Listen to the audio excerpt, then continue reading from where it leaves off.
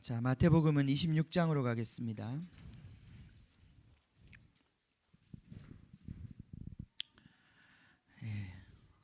마태복음 26장 1절부터 13절에 있는 말씀을 우리 같이 읽겠습니다. 우리 한 절씩 읽겠습니다. 예수께서 이 말씀을 다 마치시고 제자들에게 이르시되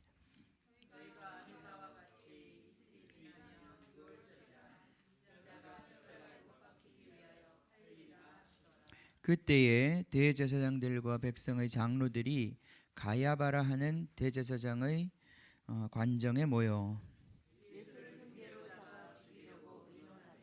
말하기를 밀란이 날까 하노니 명절에는 하지 말자 하더라.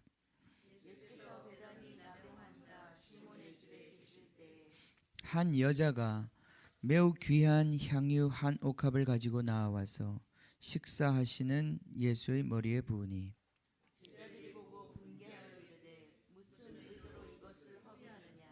이것을 비싼 값에 팔아 가난한 자들에게 줄 수 있었겠도다 하거늘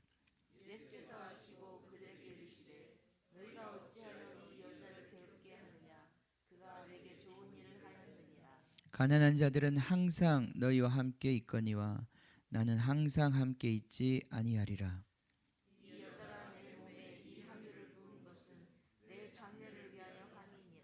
13절 같이 읽겠습니다. 내가 진실로 너희에게 이르노니 온 천하에 어디서든지 이 복음이 전파되는 곳에서는 이 여자가 행한 일도 말하여 그를 기억하리라 하시니라. 아멘. 아멘.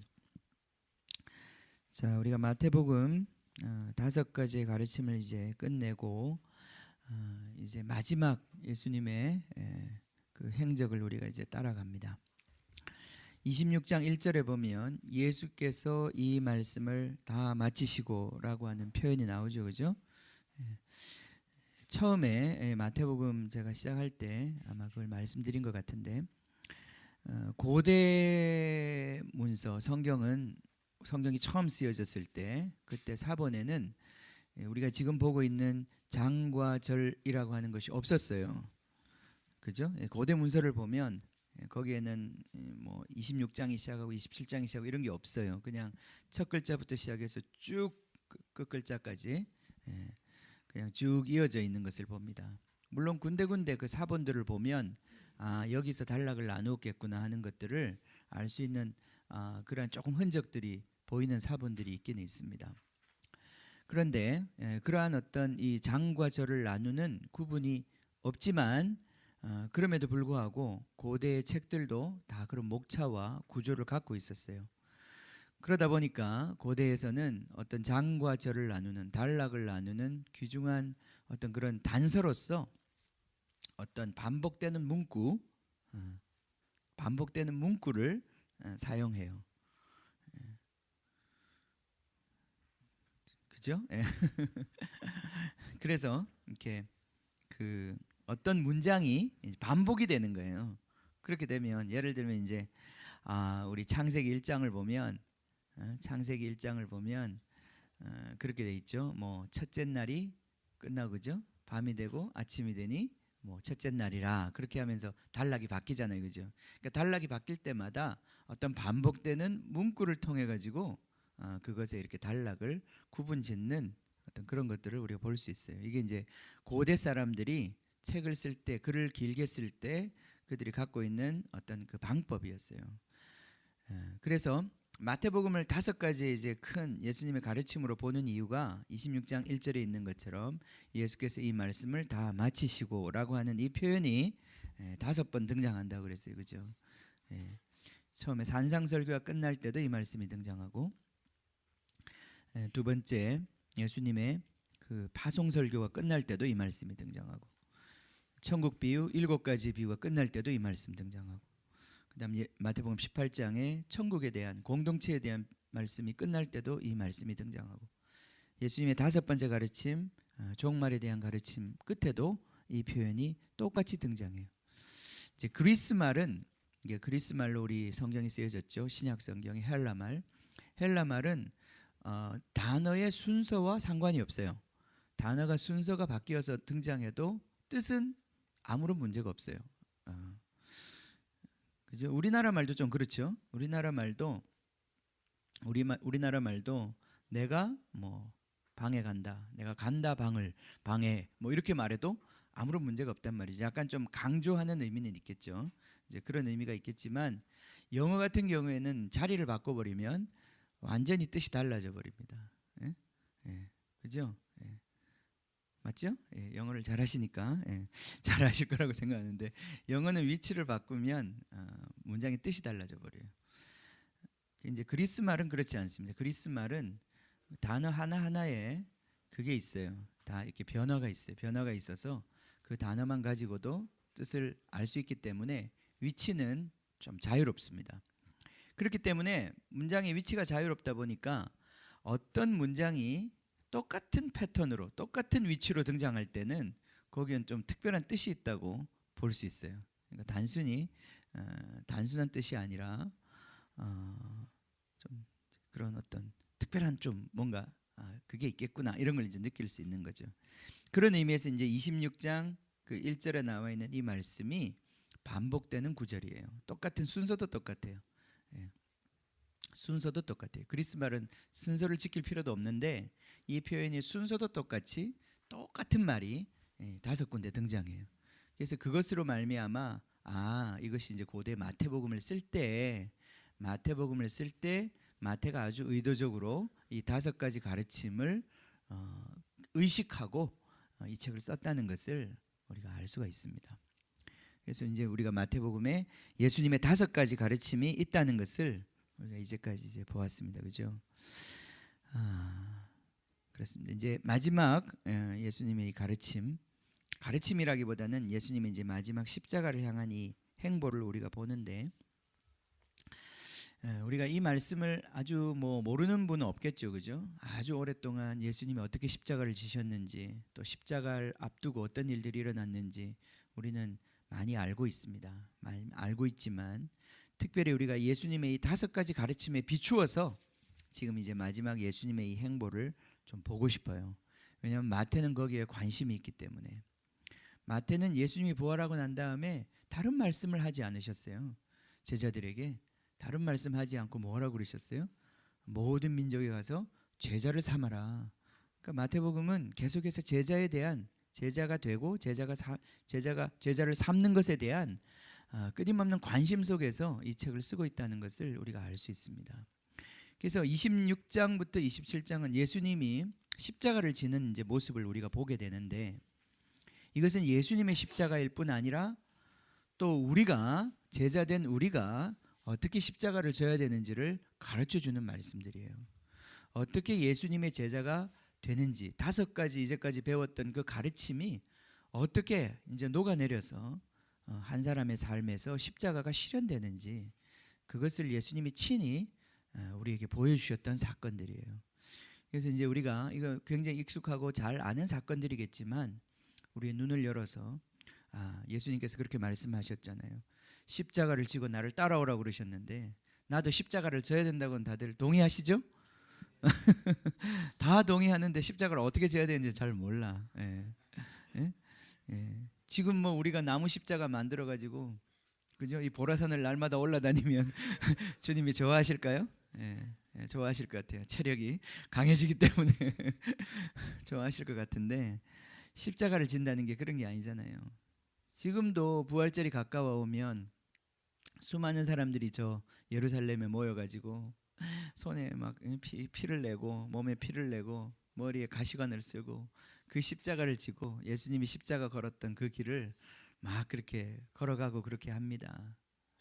물론 그 가운데서 하나님이 주시는 계시와 은혜가 있겠죠. 그걸 제가 믿지 못하는 건 아닌데 하나님 원하시는 것은 그게 아닌 것 같아요. 그죠? 비싼 돈 들여서 거기까지 비행기 타고 가가지고 몸에 피를 흘리면서 비싼 나무 십자가 사가지고 그까지 올라가는 그걸 하나님이 원하시는 게 아니라 우리 각자가 자기의 십자가를 지고 우리가 지금 사는 이곳에서 그죠? 각자의 삶에서 그죠? 거기서 십자가를 지는 그걸 배우기를 원하시는 거예요. 그게 제자이기 때문에 예, 그래서 예수님 이런 말씀하셨죠. 마태복음 16장 24절, 마가복음 8장 34절 똑같은 말씀이 있는데 자기를 부인하고 누구든지 나를 따라오려거든 어떻게 하라고요? 자기를 부인하고 자기 십자가를 지고 나를 따라야 한다. 예. 제자가 누구냐? 우린 다 제자가 되기 원한다고 얘기했고 사실은 뭐 여기 누구든지 붙잡고 예수님이 제자가 되시겠습니까? 라고 얘기한다면 머뭇거리는 분이 거의 없을 거예요. 제가 볼 때는 말은 할 수 있습니다. 우리가 예, 예수님이 제자가 되어야죠. 예, 예수님 제자가 되기를 원합니다. 그러나 진짜 예수님이 제자가 된다는 게 무엇인지 우리가 이 말씀을 다시 붙잡아야 합니다. 자기를 부인해야 하고 자기 십자가를 져야 하고 그리고 예수님을 따라가야 예수님이 제자가 되는 것입니다. 그죠? 이걸 배워야 합니다. 무엇이 나를 부인하는 것입니까? 그죠? 예, 우리가 이 첫 번째부터 우리가 잘 안 돼요. 내가 자기를 부인한다는 게 뭔지를 잘 몰라요. 그죠? 예. 내가 나를 모르는데 네가 나를 알겠느냐. 예. 찬송가 가사도 있단 말이죠. 그죠? 예. 찬송가 아닌가요? 찬송가 아니구나. 전 찬송가밖에 몰라가지고 제가 알고 있는 거는 다 찬송가인 줄 아는데 내가 나를 모르는데 네가 나를 어떻게 알겠어요, 그죠? 예, 자기를 부인해야 된다. 자기가 뭔지를 알아야 합니다. 예.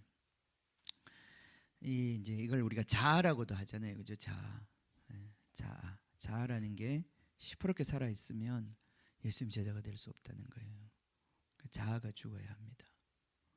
근데 자아가 죽는다 그러니까 그 말이 어려운 말이잖아요. 그죠?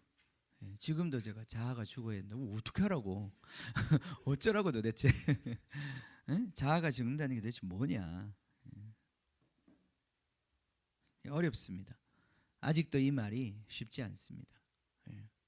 얼마나 내가 자기로 살고 있는 사람인지를 자각한다는 것이 쉽지가 않습니다. 그죠? 예, 그게 쉽지가 않습니다. 그래서 자기를 부인해야 한다. 자기를 부인해야 한다. 그 보면 분명히 예수님이 보실 때 우리를 보실 때 자기라고 하는 게 있단 말이죠, 그죠? 예. 시퍼렇게 살아있는 박홍민이 있다는 거예요. 예, 주님 보실 때 예. 죽은 박홍민도 있고 응? 예. 예수와 연합한 그래서 박홍민도 있지만 그걸 새 사람이라고 그러죠. 그러나 시퍼렇게 살아있는 박홍민도 있단 말이죠. 그걸 옛사람이라고 그러는 것입니다. 자, 이 자기를 자꾸 인식하고 그것을 부인해야 합니다. 부인해야 한다. 예. 자기 분열이네. 예. 부인하는 사람은 누구고 부인당하는 자기는 누군가. 그죠? 이 말이 참 어렵습니다. 예. 예.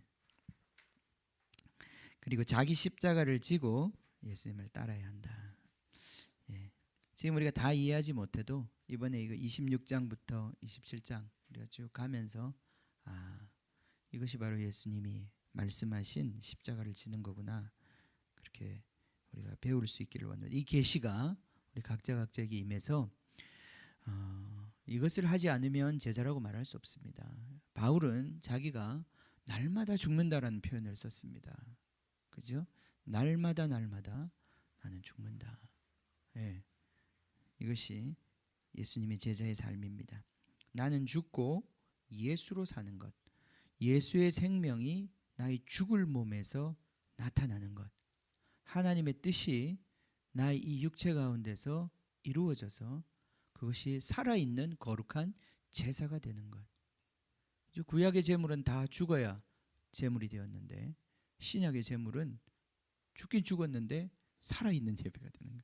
놀라운 신비죠, 그죠? 네, 그렇습니다. 그렇게 되어야 하는 것입니다. 마태복음 16장 25절, 마가복음 8장 35절, 누가복음 9장 24절에 예수님이 말씀하셨습니다. 제 목숨을 구원하고자 하면 또는 제 목숨을 살려고 하면 구원하고자 하면 그러니까 살려고 발버둥 치면 잃어버릴 것이다. 그러나 나를 위하여 자기 목숨을 잃어버리면 찾을 것이다. 살 것이다. 구원을 받을 것이다. 예. 이게 이제 십자가의 또 원리잖아요. 그죠? 내가 살고자 하지 않고 죽으려고 해야 된단 말이죠. 그죠? 죽으려고 어떻게 죽을 것이냐를 고민해야 된다는 거죠. 어떻게 하면 살 것이냐, 생존을 걱정하는 것이 아니라 우리는 죽기를 걱정해야 되는 사람이라는 거죠. 죽기를 고민해야 되는 사람. 어떻게 죽을 것이냐, 내 인생을 어디다가 쏟을 것이냐, 내가 어디다가 나를 드릴 것이냐, 그걸 고민하는 사람이지 우리 자기 목숨을 살려고 버둥거리는 사람이 아니라는 거예요. 살려고 이 버둥거리는 것, 이것이 이제 우리가 자아인데, 그죠? 그게 자아예요. 예. 그래서 지렁이는 밟으면 꿈틀하잖아요, 그죠? 예. 그 꿈틀하는 게 자아라고 보시면 돼요. 예. 예. 어떤 사람이 나한테 뺨을 탁 때렸어요, 그죠? 예. 그럼 어떻게 돼요? 꿈틀하는 거예요, 그죠? 예. 꿈틀해요. 예. 꿈틀의 정도가 다 달라요. 이게 여기서 좀 꿈틀하고 이렇게 그다음에 여기 돌리는 사람도 있고요. 예. 꿈틀이 아니라 이제 이게 꿈틀이 되는 사람, 이게 꿈틀거리는 사람이 있어요. 예. 근데 뭐 이게 꿈틀거리든 이 안에서 꿈틀거리든 혓바닥에 꿈틀거리든 그거 다 자아라고 보시면 돼요. 자기라고 보시면 돼요. 그래서 이게 죽어야 되는 말이죠, 그죠? 이게 죽어야 되는 거예요. 그거 그런 사람 나 못 봤는데, 예, 그래요. 참 우리가 못 봤어요. 너무나 안타깝게도 못 봤어요. 우리 목사님도 안 그러더라고. 목사님도 화내요. 혈기 부리고, 예, 그죠? 예. 주님 얼마나 무섭습니까, 그죠? 예. 이제 이제 이게 우리 안에 악이라고 그랬는데, 예를 예하고 아니를 아니라 하라. 그죠? 예수님께서 예는 예하고 아니는 아니라고 해라. 그것에서 지나치는 것은 다 뭐에서 나오는 거라고? 어디서 나오는 거라고요? 악에서 나오는 거라고 그랬어요. 그죠? 예를 예라고 하고 아니를 아니라고 말하는 것, 그걸 넘어선 그 어떤 것도 다 악에서 나오는 거다. 그러니까 우리 안에 있는 이 꿈틀꿈틀거리는 것들이, 예? 예. 그게 다 사실은 깊이 들어가 보면 그게 하나님으로부터 나온 게 아니고 악의 뿌리를 두고 있는 거란 말이죠. 예. 그러니까 우리가 생존의 본능들, 생존 본능이 있는 것을 이 세상은 뭐라 그러지 않습니다. 우리는 생존 본능 때문에 끊임없이 계산해요. 계산하죠, 계산. 예. 이제 이 거룩한 이 옥합을 깨트리는 이 장면 앞에서 계산하고 있는 사람이 이제 등장하잖아요, 그죠? 예. 이게 살고자 하는 거예요. 이런 사람은 주님의 제자가 될 수 없다. 예수님께서 말씀하셨습니다. 우리 모두 다 아직도 가는 길 중이죠, 그죠? 아직도 누구도 아직도 이 부분에 있어서 우리가 정말 온전함을 이루었다고 말할 수 없어요. 우리는 아직 더 자라가야 하고 더 예수의 형상으로 채워져야 하고, 그죠? 그 우리 노력으로 되는 게 아니에요. 주님의 은혜를 받는 만큼 그렇게 되는 거예요, 그죠? 주님의 은혜를 받는 만큼, 사랑을 받는 만큼 우리는 변화되는 거예요. 내가 스스로 나를 변화시키는 게 아니라 성령이 우리를 변화시키는 거예요. 성령의 능력과 성령의 은혜가 우리를 변화시키는 거예요. 그래서 성령 안에서 계속 순종의 길을 걸어간 사람은 어느새 뒤돌아보면 그런 욕지거리를 들었는데도 왜 내가 기분 나쁘지 않지? 그렇게 되는 거예요. 내가 왜 저 사람이 불쌍하지? 사실은 옛날 같았으면, 그죠? 한바탕 쏟아붓고, 그죠? 주먹이 한 방 날아갔어야 되는데 그걸 이렇게 그렇게 실컷 두드려 맞고도 그 사람을 향해서 불쌍한 마음이 드는 거예요. 주님, 저 사람이 정말 알지 못해서 저렇습니다. 예, 알지 못해서 저렇습니다. 저 사람도 주님 만났다면, 저 사람도 그 성령님께서 나한테 부어주셨던 그 은혜 주셨다면 저 사람도 변했을 것입니다. 예, 예, 그걸 이제 알아가는 거예요. 자, 이게 이제 제자가 되는 것입니다. 그죠? 제자가 되는 것입니다. 누가복음 14장 33절. 거기에는 자기의 모든 소유를 버리지 않으면 내 제자가 될 수 없다. 예. 누가복음은 특별히 이 소유에 대한 문제를 끊임없이 우리에게 질문합니다. 누가복음은 천국에 들어가는 사람이 결코 부자가 될 수 없음을 계속 얘기하고 있어요. 그죠? 산상설교, 우리가 마태복음에서 본 산상설교도 누가복음에 가면 심령이 가난한 자가 아니라 그냥 가난한 사람이, 가난한 자는 복이 있다. 그리고 지금 부자들은 화가 있다.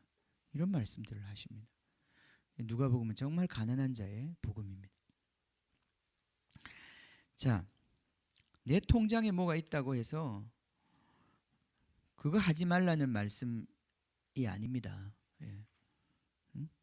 누구 통장에 들어있던 그게 뭔 소용입니까? 그죠? 주님이 쓰실 수 있으면 되는 거지. 예? 예. 내 통장은 항상 바닥이고 다른 사람 통장에만 채워놓을 필요는 없겠죠. 그죠? 하나님은 누구 통장에 돈을 채우시든 그게 중요한 게 아니에요. 제자가 된다는 것은, 자기 소유를 버린다는 것은 주님이 쓰시고자 할 때 언제든지 내어드릴 수 있는 주님의 주권이 실현된 사람, 그죠? 예. 그 사람이 제자인 것입니다. 자, 그렇습니다. 그래서 이제 우리가 이제 26장, 27장을 이제 쭉 갈 텐데, 이번 부활절까지 갑니다. 부활절까지 이 길을 쭉 갈 텐데, 다 아는 말씀 같지만 우리가 그걸 기도해야 합니다. 하나님, 십자가 지는 법을 가르쳐 주세요. 예수님이 십자가 졌던 것처럼 나도 어떻게 십자가를 져야 되는지 가르쳐 주세요. 예. 왜냐하면 십자가를 지지 않으면 제자가 될 수 없다고 말씀하시니, 예, 그렇게 돼야 되지 않겠습니까? 그리고 이것은 이제까지 예수님께서 하셨던 5가지 가르침이 정말 어떤 의미에서는 정말 그렇게 하나로 녹아있는 발걸음들이라고 볼 수 있어요. 오늘도 이 한 옥합을 깨트린 한 여인의 이야기가 나오는데, 이 이야기 속에서 우리는 하나님의 의를 발견해요. 의인을 보는 거예요. 누가 의인이에요? 누가 의인입니까? 여기서 누가 의인이죠? 옥합을 깬 그 여인이 의인이에요. 예수님에게 칭찬을 받았어요. 그죠? 예, 의인이 누가 의인입니까? 하나님이 인정하시는 사람이 의인이라고 그랬어요. 그죠? 예? 그 사람은 반석 위에 지은 집과 같이 홍수와 창수가 나도 무너지지 않는다고 그랬어요. 시냇가에 심은 나무와 같이 그 사람이 의인이라고 그랬어요. 그죠? 의인은 형통한다고 그랬어요. 의인은 망하지 않는다고 그랬어요. 예. 하나님께서 이 의인의 길은 여호와께서 인정하신다고 그랬어요. 오늘 이 여인이 한 행동은 예수님 앞에서 인정을 받았어요. 예수님께서 이렇게 말씀하셨어요. 10절에 보면 예수께서 아시고 그들에게 이르시되 너희가 어찌하여 이 여자를 괴롭게 하느냐? 왜 괴롭게 하느냐? 그가 내게 무슨 일을 했다고요? 좋은 일을 했다. 예. 세상 사람들이 다 비웃어도 예수님이 네가 한 거 좋은 일이다, 네가 나한테 좋은 일 했다, 그럼 되는 거 아니에요. 그죠? 이게 의로움인 거예요. 이게 의인 거예요. 무엇이 정말 하나님이 받으시는 좋은 일인가? 이 여인이 한 것이 바로 좋은 일인 거예요. 그죠? 반면에 여기서 이 여인을 괴롭게 했던, 그죠? 뭐 말로 괴롭게 한 거죠. 이 괴롭게 했던 이 제자, 참 부끄러운 제자라는 이름이 거기 붙었어요. 이 제자는 예수님에게 그죠? 질책을 받았어요. 그죠? 그들의 행동이 옳지 않다는 거예요. 그들의 행동이 옳지 않다는, 그들의 판단이 정당하지 않다는 거예요. 어찌하여 이 여자를 괴롭게 하느냐? 예, 합당하지 않다는 거예요. 그렇습니다. 그래서 예수님의 이 5가지 가르침이 이 우리 한 사건 한 사건에 다 연글연글 이렇게 감추어져 있는 걸 제가 봅니다. 그래서 그걸 우리가 의식하면서 우리가 이 말씀들을 읽어갔으면 좋겠습니다. 자, 26장 거기 이제 2절에 보면 예수님께서 이제 이렇게 제자들에게 말씀하셨습니다. 드디어 이제 이 이야기가 시작되는데, 너희가 아는 바와 같이 이틀이 지나면 유월절이라. 이제 유월절이 며칠 안 남았습니다. 이틀이 지나면 유월절이 된다고 해서 인자가 십자가에 못 박히기 위하여 팔리리라 하시더라. 자, 예수님은 십자가를 예측하셨습니다. 그죠? 알고 계셨습니다. 그죠? 그죠? 그런 의미에서는 십자가는 예언적이었어요. 예언적이었단 말이죠. 예수님은 어쩌다가 붙잡혀가지고 이거 무슨 일이 일어나는 거지? 이러면서 질질질 끌려가가지고 갑자기 막 정신없는데 재판받고 갑자기 보니까 자기가 매달려가지고 지금 십자가에 매달려 있는 이런 황당한 일을 겪은 것이 아니다 이 말이죠. 그죠? 그죠? 예. 십자가는 뭐와 함께 시작하는 거예요?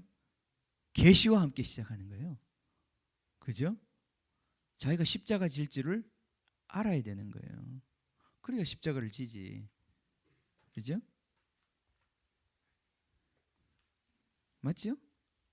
예. 우리도 마찬가지. 우리도 십자가를 얼떨결에 지는 게 아니에요. 그죠? 얼떨결에 지는 게 아니에요. 여러분이 결단하고 십자가를 지겠다는 결단에서부터 시작되는 거예요. 그건 주님이 여러분에게, 여러분을 향한, 주님이 원하는 십자가가 있는 거예요. 그죠? 아멘? 자기가 막 어떤 고생하는 것, 이걸 십자가라고 그러면 안 돼요. 그죠? 우리는 그런 표현들을 많이 쓰잖아. 우린 애들을 보면서 네가 나의 십자가야 막 그런 표현을 쓰는데 그런 건 십자가가 아니에요. 그런 건 십자가가 아니고, 십자가는 주님의 말씀과 함께 오는 거예요. 그리고 여러분의 결단으로부터 시작되는 거예요. 예, 십자가는 그냥 주어지는 게 아니에요. 여러분이 먼저 결정하셔야 돼요. 주님 때문에 선택하는 것으로 인하여 오는 거예요. 그죠? 예. 그래서 예수님 정확하게 아셨어요. 예. 지금 때가 왔구나. 때가 왔구나. 때가 왔구나. 내가 십자가를 져야 할 때가 왔구나. 내가 욕을 먹어야 할 때가 왔고, 내가 매 맞아야 할 때가 왔고, 내가 손해봐야 할 시점이 왔구나. 그죠? 자, 십자가라는 게 쉬운 거 아니잖아요. 그죠? 우리 삶에 뭔가를 포기하고 잃어버리는 것인데, 특히 자기 목숨, 자기를 잃어버리는 사건인데, 그것을 하나님이 예비하고 계시다 이 말이죠. 그죠? 너희가 다 십자가를 지고 나를 따라오라고 얘기하셨을 때는 하나님이 우리 각자에게 하나님이 그 십자가를 예비하고 계시단 말이죠. 그죠? 예? 예, 그걸 여러분이 먼저 알고 받아들여야 되는 거예요. 그걸 마음으로 먼저 받아들여야 되는 거예요. 이 십자가를 마음으로 받아들이지 않으면 그냥 고생만 하는 것이지 십자가를 지는 게 되지 못하는 거예요. 십자가를 받아들여야 돼. 하나님께서 여러분에게 어떤 희생을 원하시는지를 듣고, 하나님으로부터 듣고, 그것을 여러분 먼저 결단하셔야 하는 거예요. 예. 그걸 예측해야 하고 그걸 결단하는 거예요. 그래서 하나님과 함께 가는 거예요. 말씀이 이루어지는 거예요. 약속이 이루어지는 거예요. 그죠? 예. 자, 그래서 예수님께서 이미 알고 계셨습니다. 3절에 보면 참 그때 놀랍게도 하나님께서 이 십자가를 위한 중요한 인물들을 준비하고 계십니다. 자기 십자가를 지고 우리가 주님을 따라가지만 마지막에 결정적으로 십자가에 못 박힐 때는 내가 나를 못 박지를 못한단 말이죠. 그죠? 복음학교 갔다 오신 분은 아는데 아주 처절하게 김영희 선교사님이 설명을 해주셨어요. 내가 나를 못 박아 보려고 십자가에 이제 가는 거예요. 그래서 다리를 못을 박고 손을 못을 박고 그죠? 예. 마지막 박을 수가 없는 거예요. 그죠? 예. 그러니까 십자가에 못 박히는 것은 내가 박는 것이 아니라 박아주는 사람이 필요해요. 예? 예. 박아줄 악인들이 필요해요. 알겠어요? 예.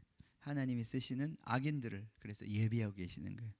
여러분은 십자가 지겠다는 마음만 먹으면 돼요. 그건 다 서비스를 해줍니다. 걱정할 필요 없어요. 예. 하나님께서 다 예비하고 계세요. 여기. 예. 그때 놀랍게도 그때 대제사장과 주님의 이 서비스맨들이 다 모였어요. 주님의 놀라운 역사를 이룰 십자가를 못 박아 드릴 일꾼들이 다 모였어요. 그들이 모여서 그때 대제사장들과 백성의 장로들이 가야바라 하는 대제사장의 관장에 모였다. 그러면서 그들이 흉계로 예수를 잡아 죽이려고 의논하였다. 하나님의 이게 참 이들은 몰랐겠죠. 자기들이 어떤 지금 역사의 흐름 속에서 자기들이 지금 이렇게 모여 있는지 몰랐지만 여기 한 줄 이렇게 적어 놓은 거예요. 하나님께서 이들을 예비하고 계셨어요. 그런데 그들이 생각하기에 5절에 보면 말하기를 밀란이 날까 하노니 명절에는 하지 말자 하더라. 그들이 다 의논하고 계획하고 결론까지 내렸어요. 그죠? 그런데 안타깝게도 명절에 했어요. 그들의 회의 결과는 명절에 하지 말자였는데 명절에 그냥 하게 됐어요. 그러니까 보세요. 이 십자가를 진다고 하는 것은 내가 노력하는 게 아니에요. 그게 아니에요. 하나님이 여러분을 십자가를 지게 만드시고 십자가의 길을 이제 이끄시고 거기에 모든 것들을 준비하시고 그리고 그것이 악인의 손에 의해서 이루어지는 것이긴 하지만 그 악인의 뜻대로 되는 것도 아니라는 거예요.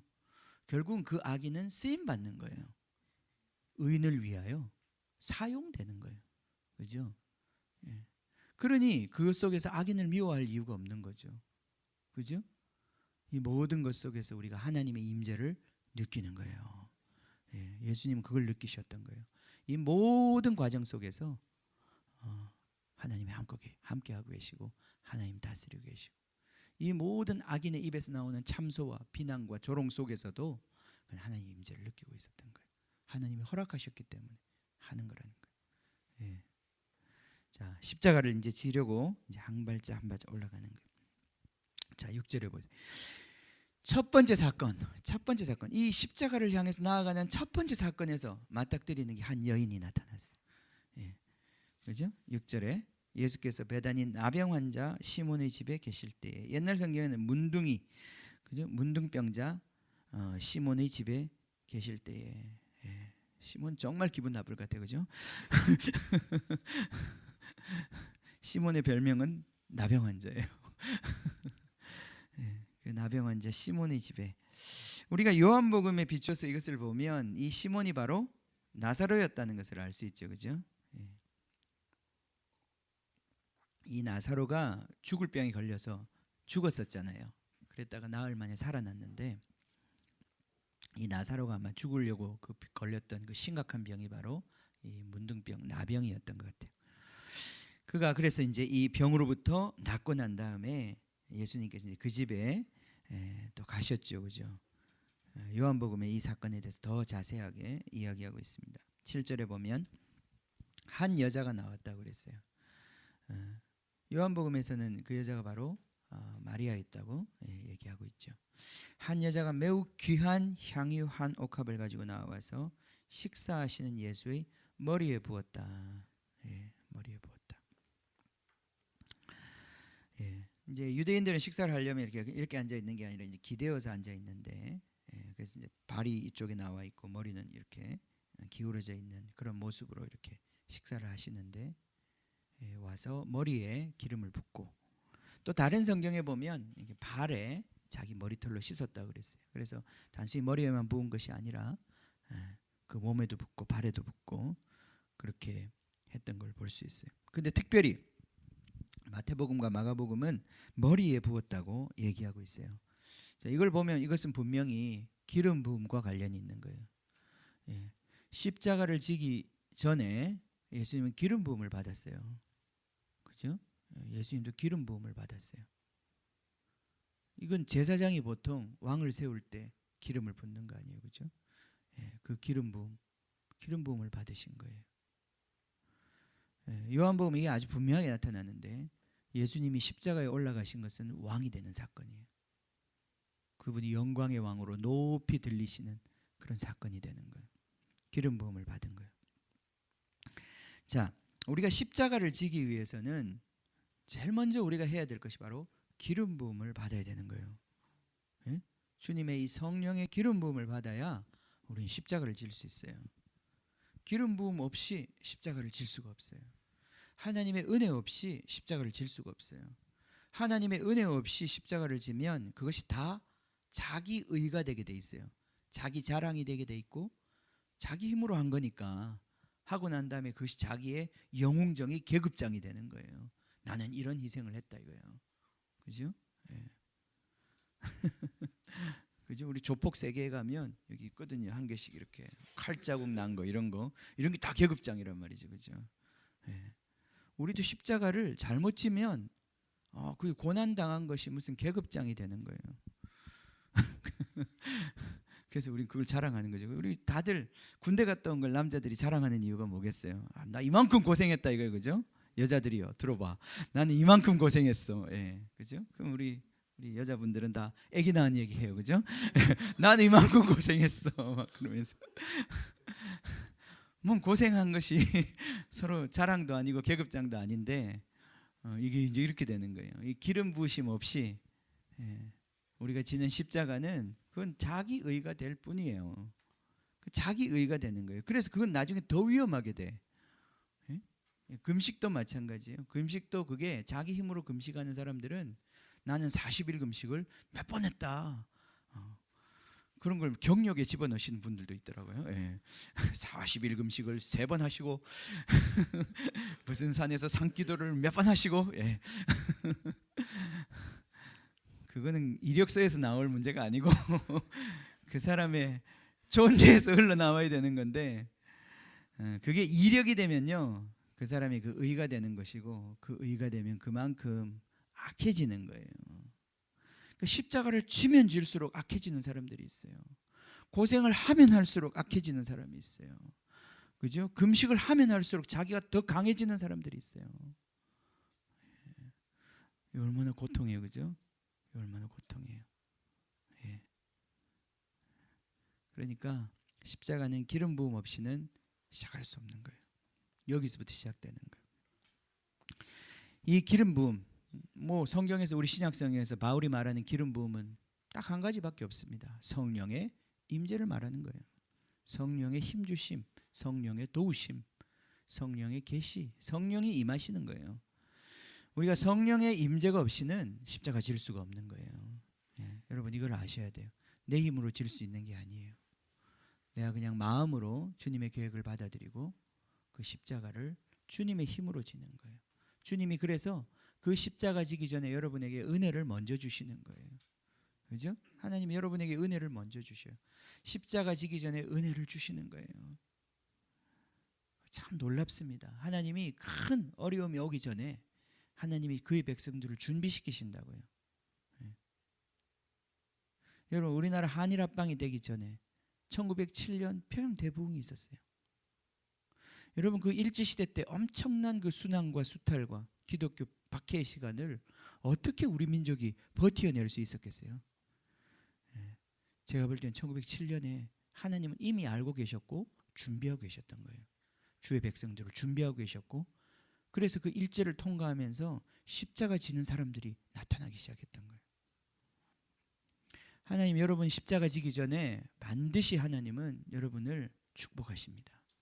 네, 여러분을 준비시키시고 하나님이 기름을 부어주셔요. 그래서 혼자 가게 하지 않습니다. 혼자 그 십자가의 길을 걸어가게 하지 않아요. 오늘 이 여인이 자기 옥합을 깨트려서 예수님을 자기 몸에다가 그 향유를 부었는데 보면 이제 3일 만에 그죠? 예수님이 십자가에 올라가는 걸로 되어 있어요. 여기 3일이 그죠? 저 같은 사람이야 매일 샤워를 하지만 예수님은 내가 볼 때 그렇게 안 했을 것 같거든요. 네. 그러니까 한 3일 전에 부은 기름 냄새는 계속 났을 것 같아요.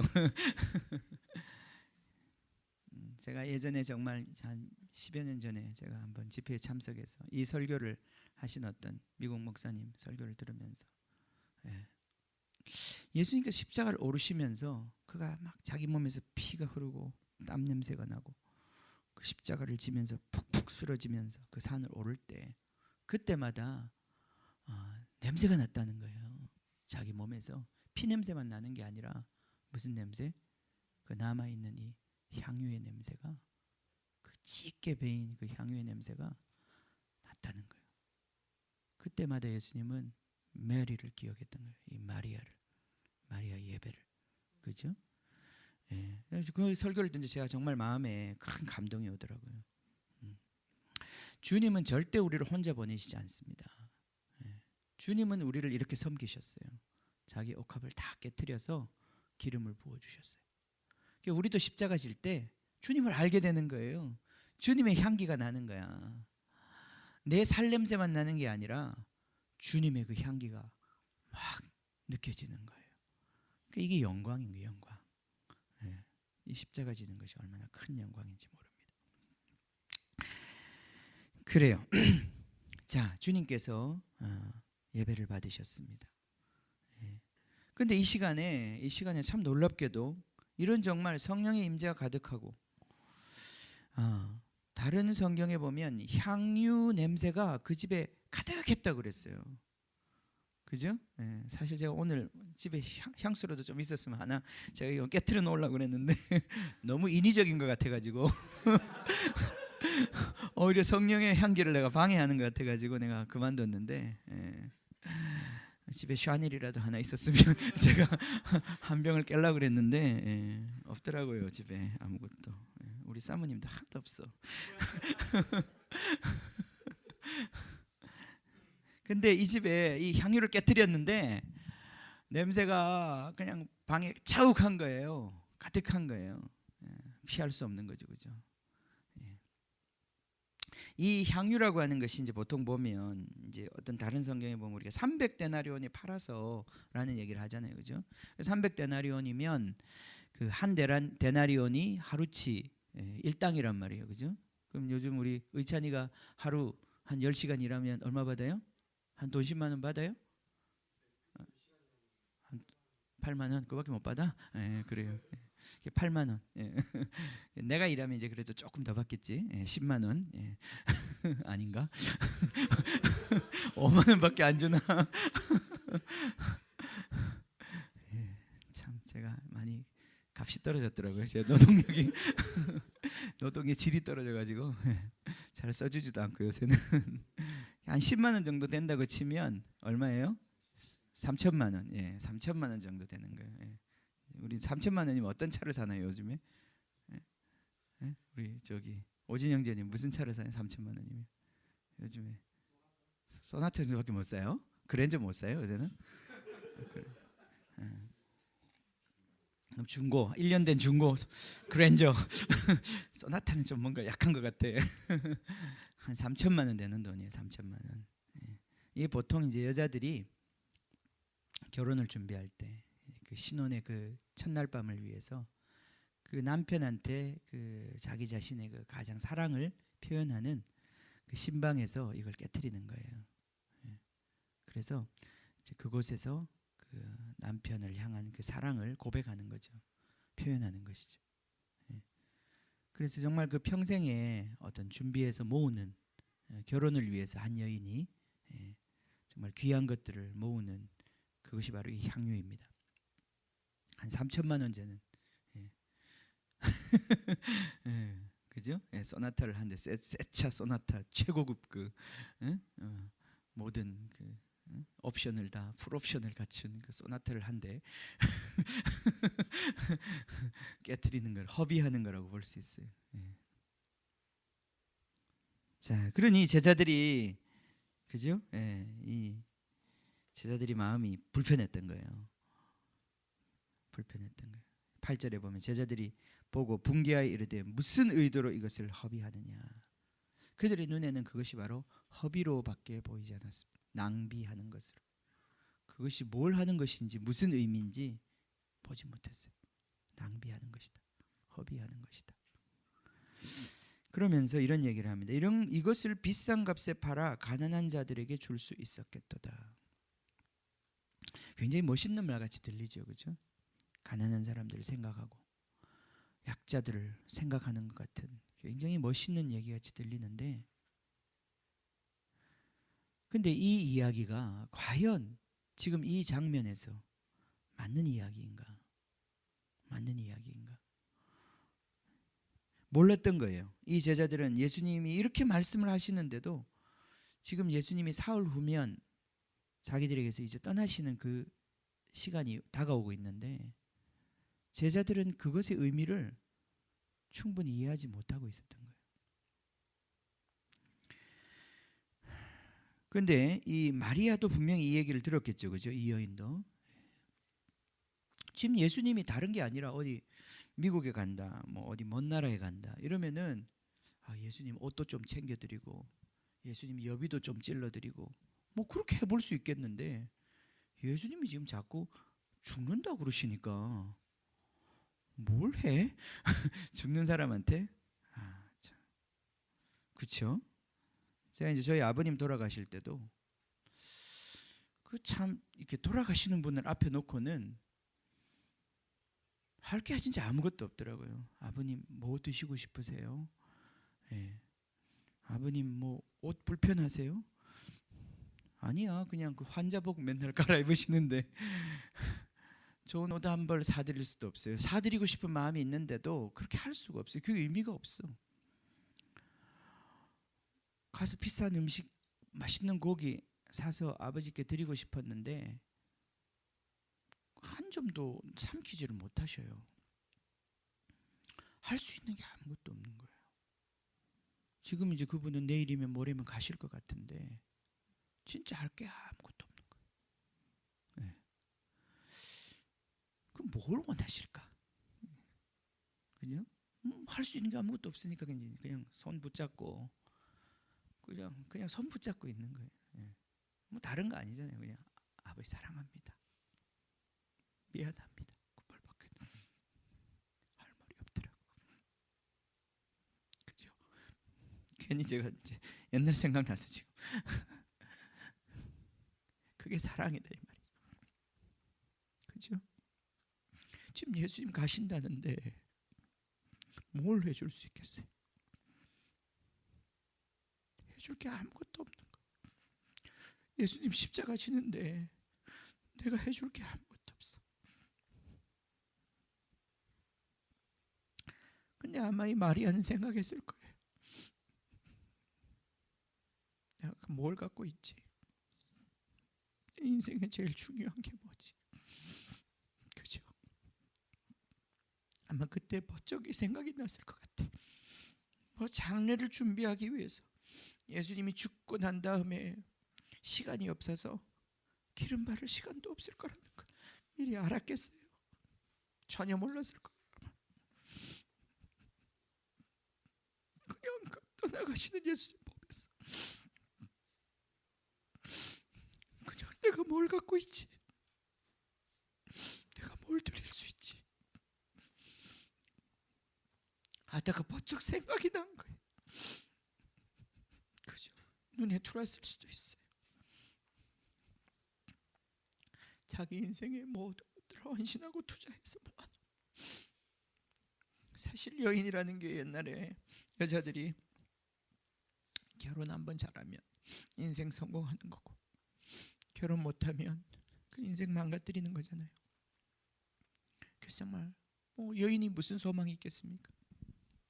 사람 취급도 못 받는 여자들이 오직 한 가지, 남편 잘 만나는 거.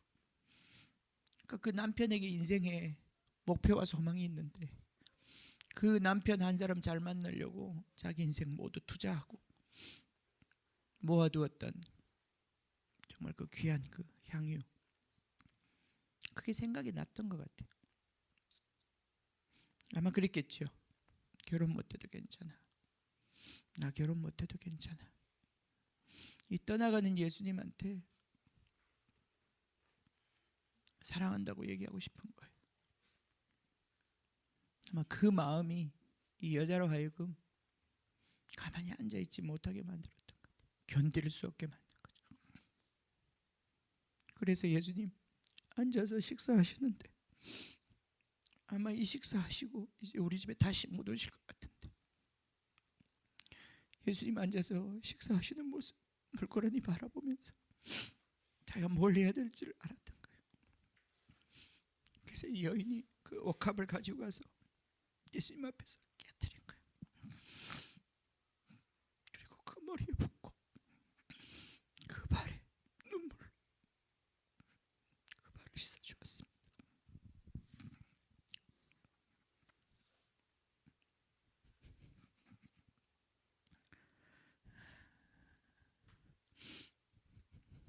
예수님이 이 예배를 받으셨어요.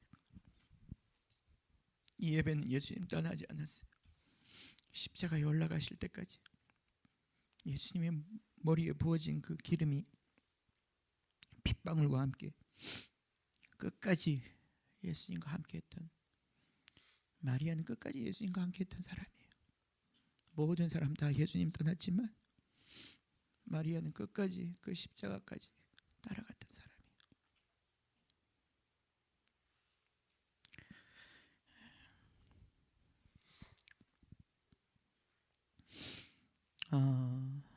그렇습니다. 우리 성경에 보면 이런 예배들이 몇 군데 등장합니다. 가인과 아벨의 사건도 그렇고요.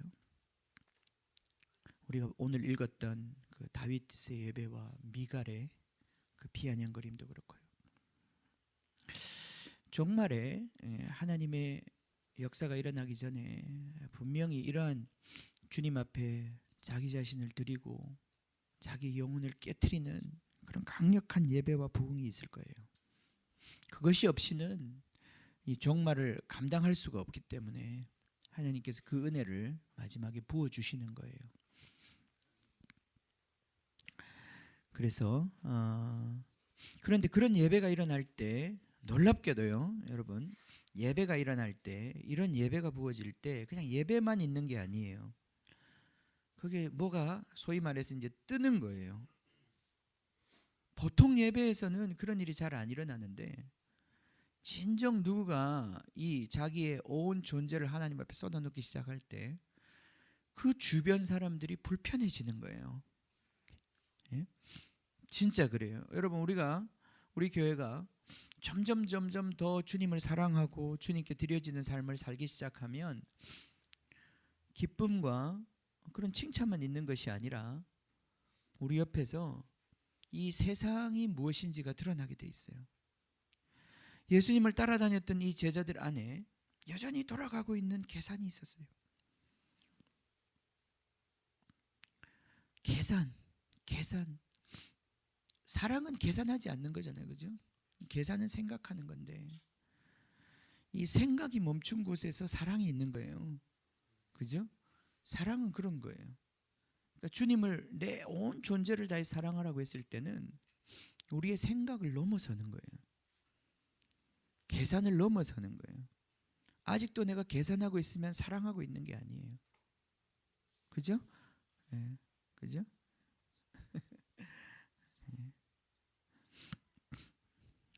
이제 인생의 비사 중에 하나가 있는데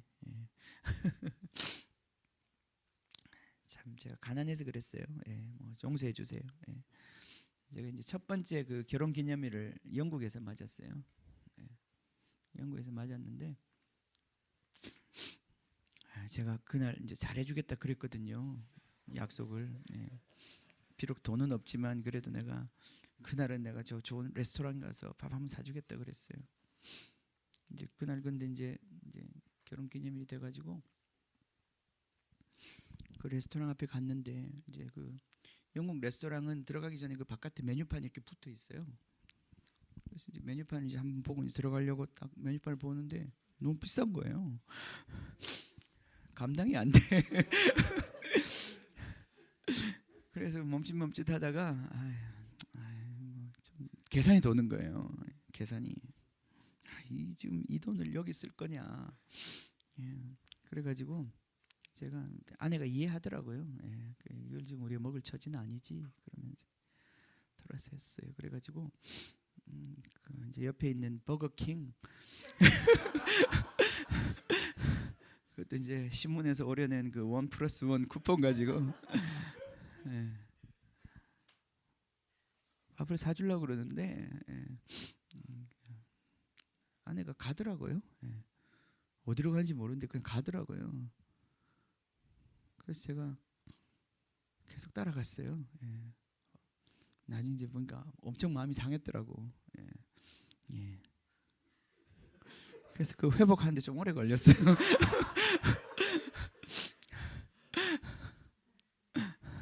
진짜 오래 걸렸어요 그거. 왜 그때 계산이 돌았을까? 그 전에 했던 말들이 다 거짓말이었다는 게 아마 그때 많이 느껴졌나 봐요. 물론 알 수 없죠. 알 수 없는데 그때 그걸 먹었어야 되는지 말아야 되는지 잘 모르겠는데 뭐 형편도 중요하지요. 계산도 중요하고. 그런데 계산이 되고 있으면 아직 사랑하고 있는 거 아니라고 생각하시면 돼요. 그건 여전히 내가 살려고 한다는 걸 생각하시면 돼요. 죽는 거는 계산이 나오지 않는 거예요. 그냥 그걸 끝나는 거예요.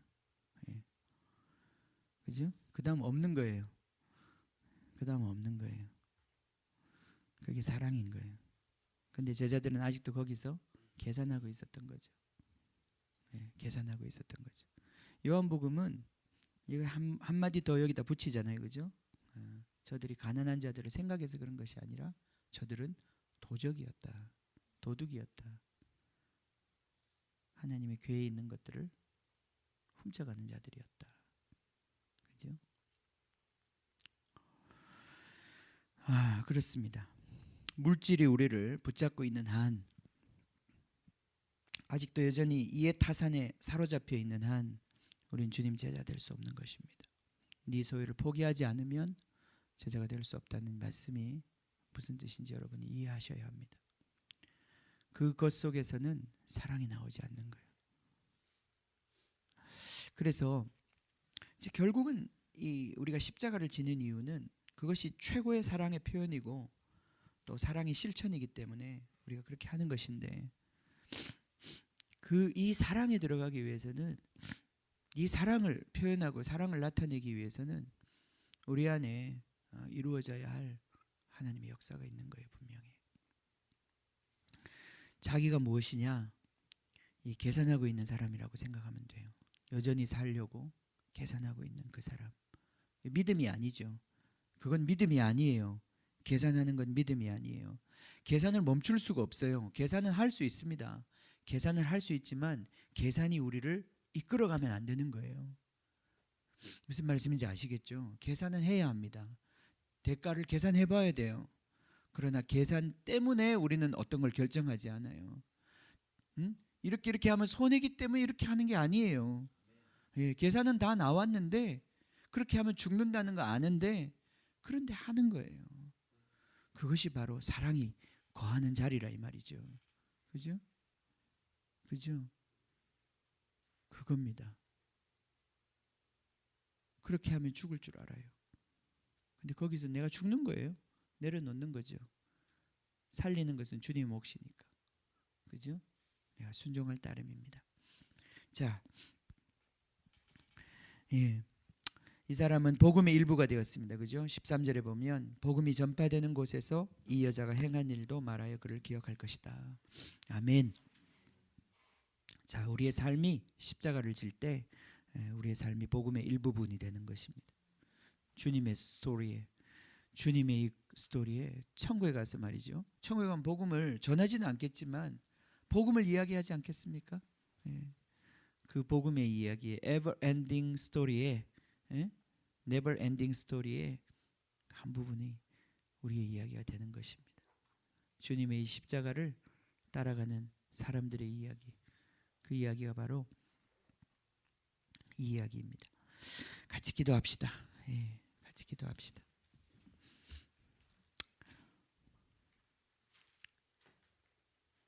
십자가를 그냥 질 수가 없죠. 주님의 은혜가 필요합니다. 주님을 향한 사랑이 필요한 거죠. 그것밖에는 십자가를 질 수 있는 힘이 없습니다. 우리 같이 기도합시다. 하나님, 우리를 예수님 따라오라고 불러주시니 감사합니다.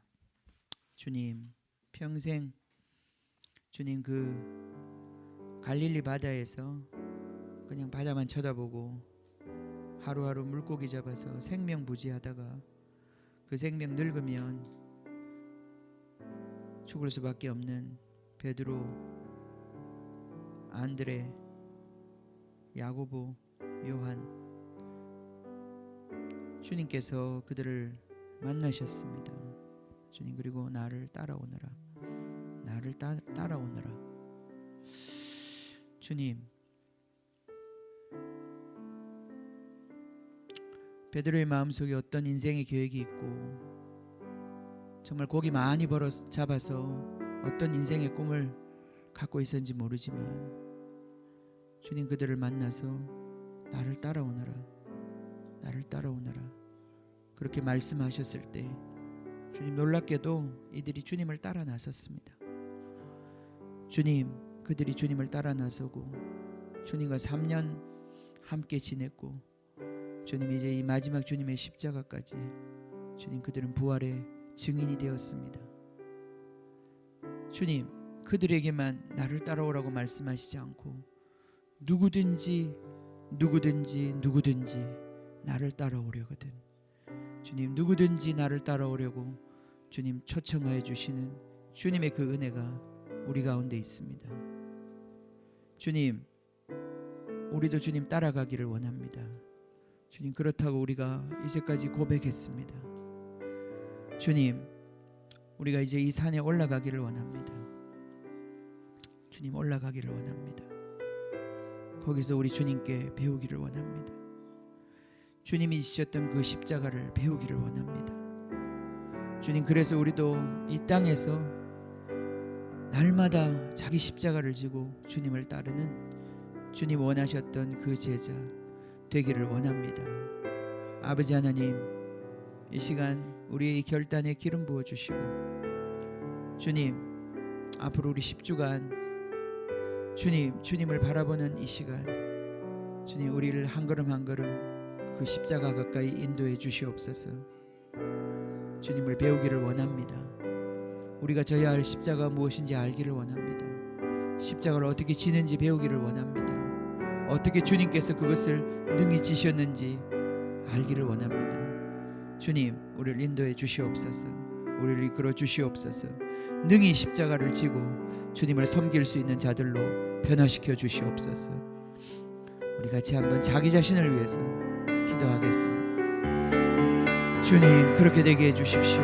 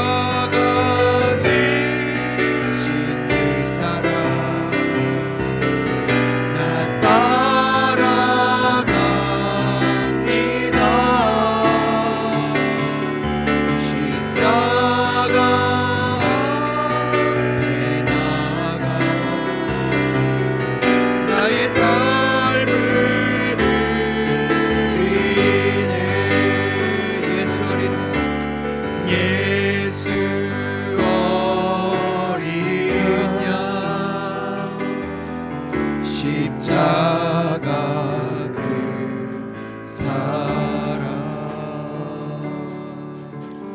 나를 위하여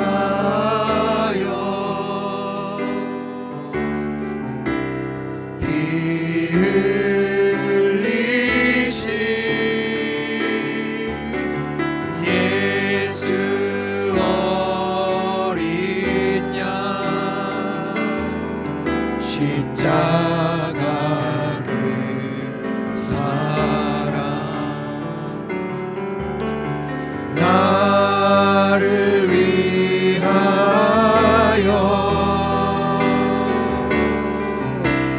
피 흘리신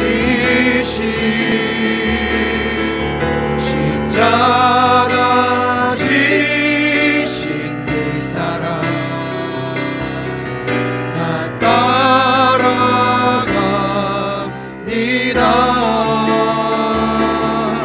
십자가 앞에 나가 나의 삶을 드리네. 십자가 지신 그 사랑 나 따라갑니다.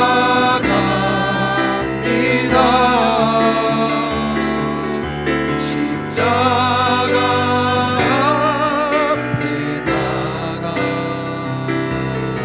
나의 삶을 드리네.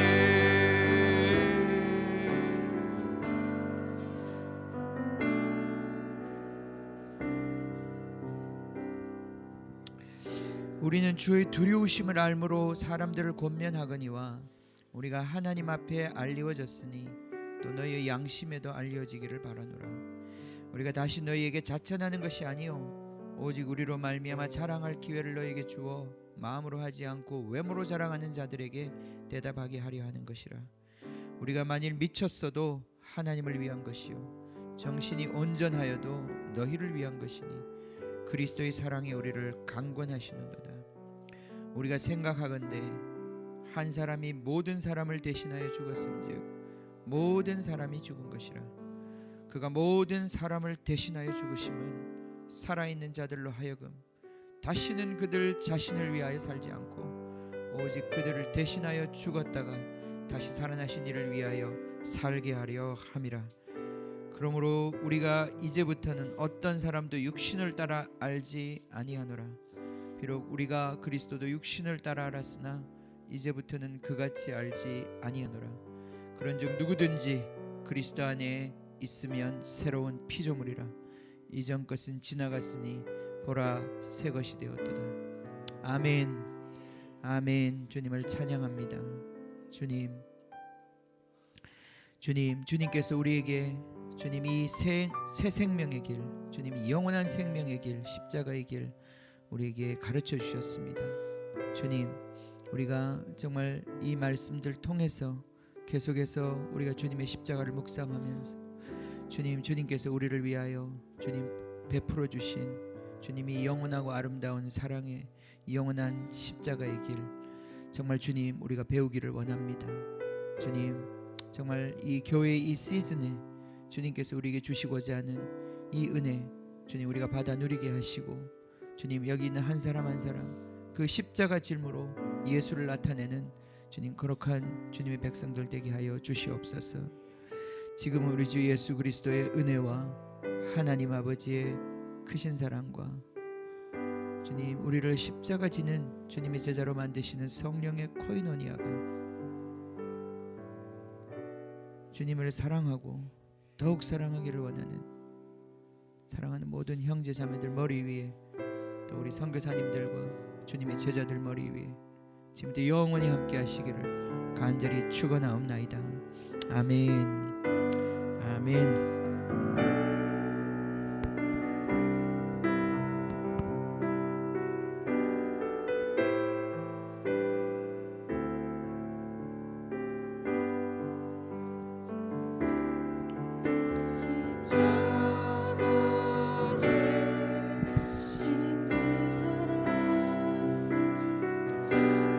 따라갑니다.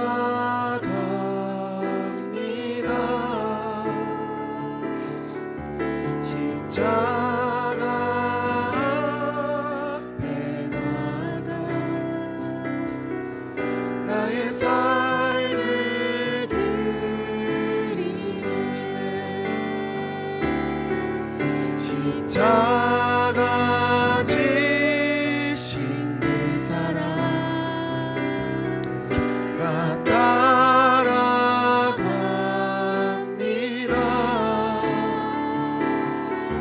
십자가 앞에 나가 나의 삶을 드리네.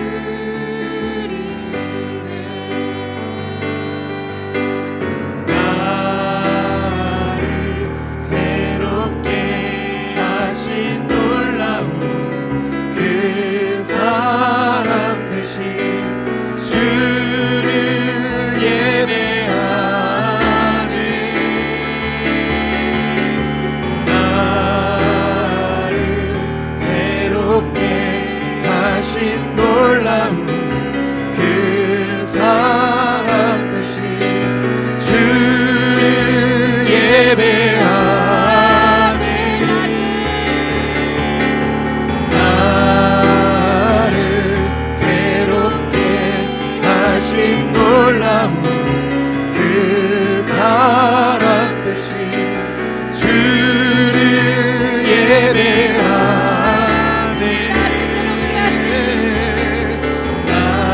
나를 새롭게 하신 놀라운 그 사랑 대신 주를 예배하네.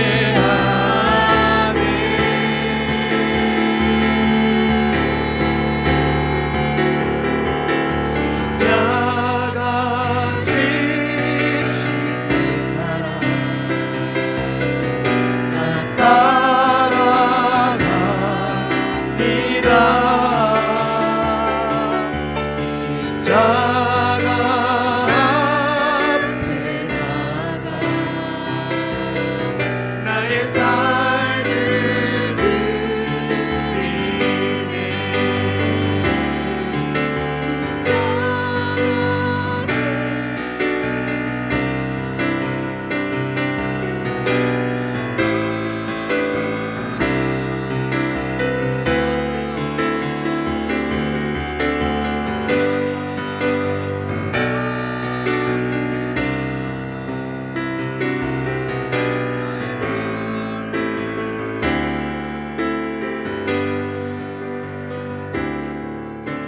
세상 소망 다 사라져가 주의 사랑은 끝이 없으니 살아가는 이 모든 순간이 주 은혜임을 나는 믿네. 세상 소망 다 사라져가도 주의 사랑은 끝이 없으니 살아가는 이 모든 순간이 주 은혜임을 나는 믿네. 세상 소망 다 사라져가도 주의 사랑은 끝이 없으니 살아가는 이 모든 순간이 주 은혜임을 나는 믿네. 세상 소망 다 사라져가도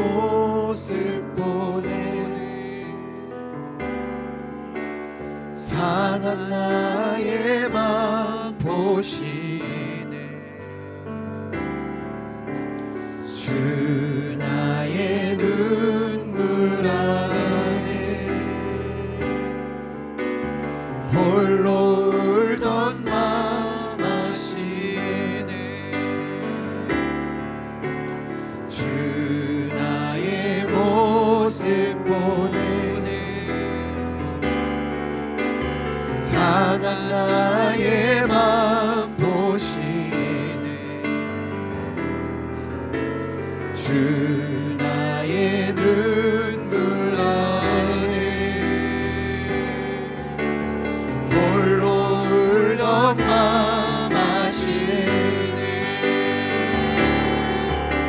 세상 소망 다 사라져가도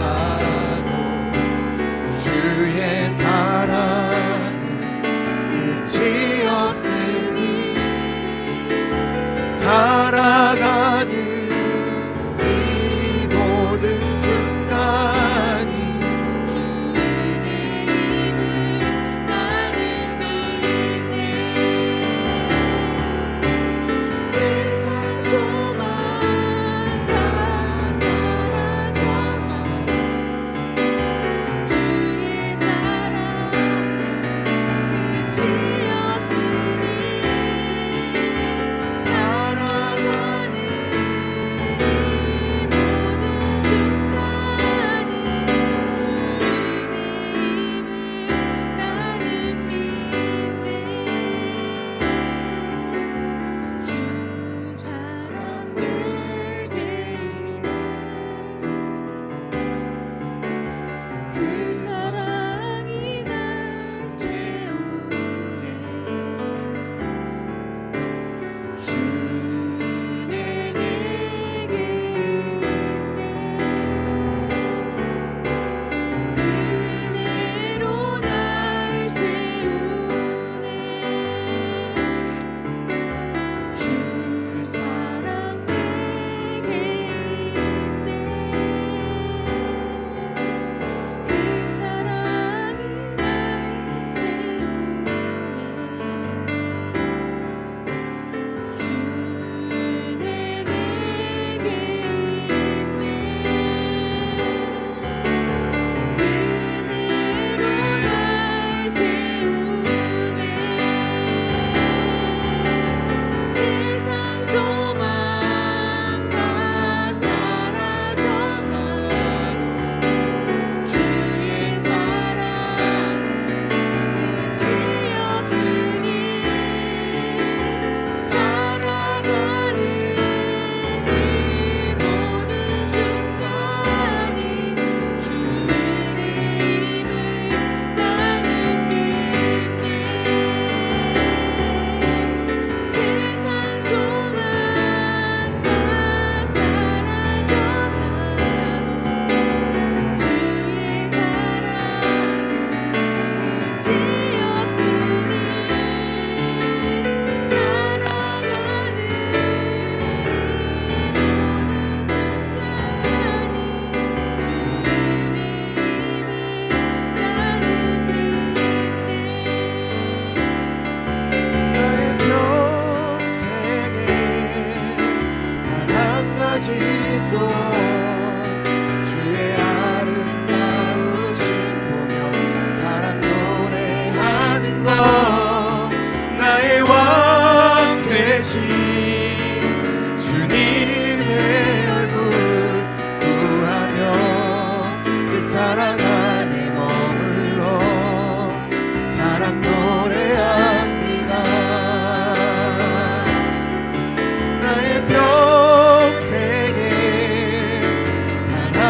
이 소원 주의 아름다우신 보며 사랑 노래하는 것 나의 왕 되신